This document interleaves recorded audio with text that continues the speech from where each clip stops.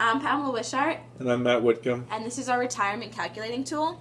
So the purpose of this tool is to show the difference between the old retirement and the new retirement while incorporating different civilian options.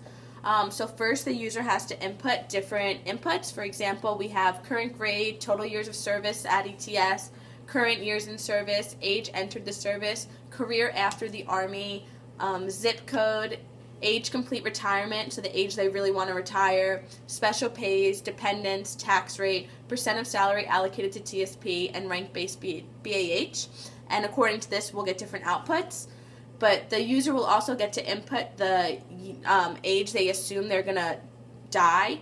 It is preset to 80 years because that's the national average, but the user could change it based on their preference. Okay, so given that we currently are in O2 and say we're going to stay in for 21 years, this is all of our current stats as far as what we're paying, what our special pays are, what our BAH is, and also what our grade at ETS given the typical timeline.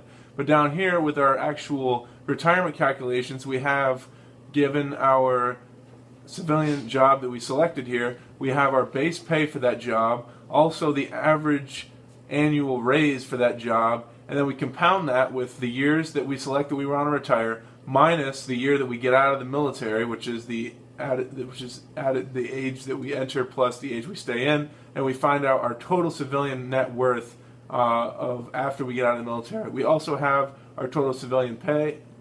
Pass. We also have our total retirement for the new, our total retirement for the old, the two different systems, also our total base pay, which is the sum of all the pay that we have through our entire years of service.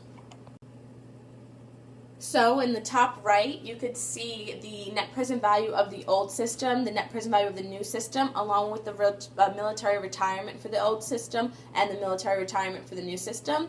So for the old system, it's basically 50% of your last 3 years of service if you've done 20 years. So once we change the total years of service to a number that is less than 20, your military retirement goes to zero because you receive zero pension from the military. But your net present value will still have a positive amount because you still have net worth from the time you were in the Army.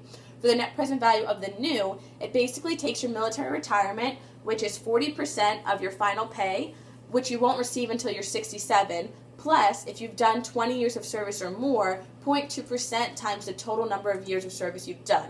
That then gets added into your net present value of the new, which includes your TSP.